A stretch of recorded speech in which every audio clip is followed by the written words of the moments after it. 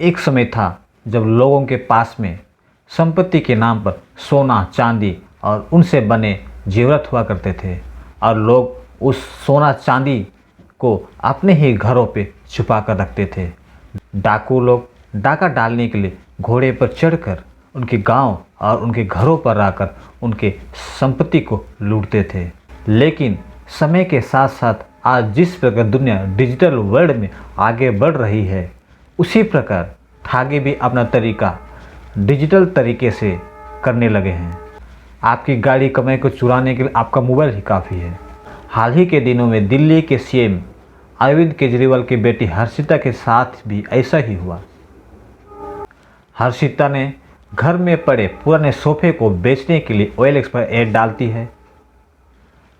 ठगी कस्टमर बनकर उनसे संपर्क करता है, उनसे बातें करता है और उनका भरोसा जीतता है।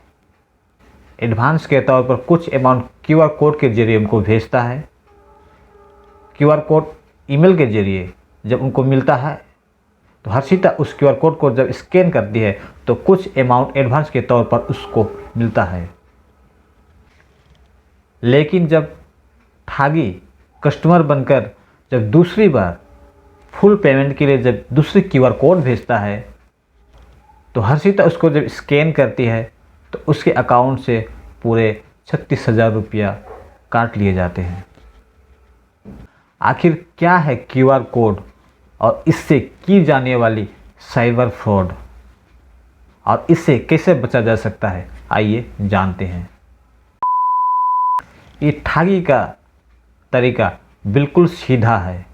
ना ही किसी को सामने आने की झंझट, ना ही किसी से OTP CVV इत्यादि मांगने की ज़रूरत। घर पर बैठे बैठे ही मोबाइल से सारा काम हो जाता है। QR कोड ठगी का एक बढ़िया हथियार बन चुका है। QR कोड का फुल फॉर्म होता है क्विक रिस्पॉन्स कोड, जिसमें सारी जानकारी होती है। QR कोड दो प्रकार से बनाया जा सकता है, एक किसी को पेमेंट देने के लिए और एक पेमेंट रिसीव करने के लिए। ठगी का तरीका जान लीजिए स्टेप बाय स्टेप। पहला स्टेप है भरोसा जीतना।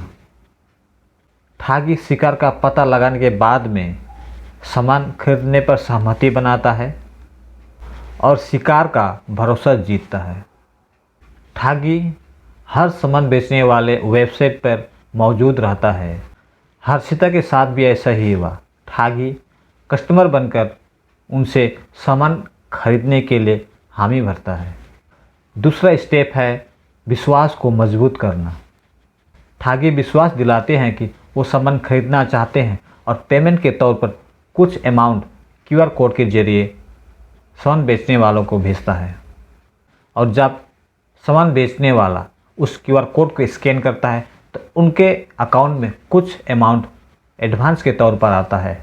इस प्रकार से ठगी सामान बेचने वाले को, शिकार को, उनके विश्वास को जीत लेता है। तीसरा स्टेप है खेल की शुरुआत। असली खेल तो इस स्टेप से ही शुरू होता है। ठगी ईमेल या व्हाट्सएप के जरिए QR कोड भेजता है जिससे सामान का पेमेंट किया जा सके।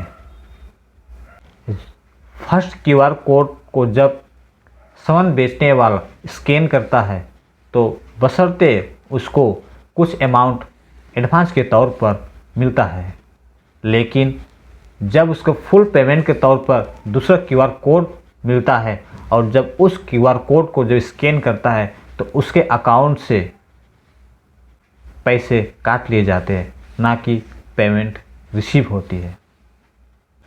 हर्षिता के साथ भी ऐसा ही हुआ। पहली बार जब एडवांस के तौर पर भरोसा जीतने के लिए उसको एक QR कोड भेजा जाता है तो हर्षिता ने भी उस QR कोड को स्कैन करती है और एडवांस के तौर पर कुछ अमाउंट उनको मिलता है। लेकिन जब दूसरी बार फुल पेमेंट के लिए जब दूसरा QR कोड का जब स्कैन किया जाता है तो उसके अकाउंट से पैसे काट लिए जाते हैं। यदि आपके साथ भी कभी ऐसा होता है तो तुरंत इसकी रिपोर्ट दर्ज करें। नहीं तो ठगी नहीं पकड़ा जा सकता है और दूसरे लोगों को भी इसका शिकार बना सकता है।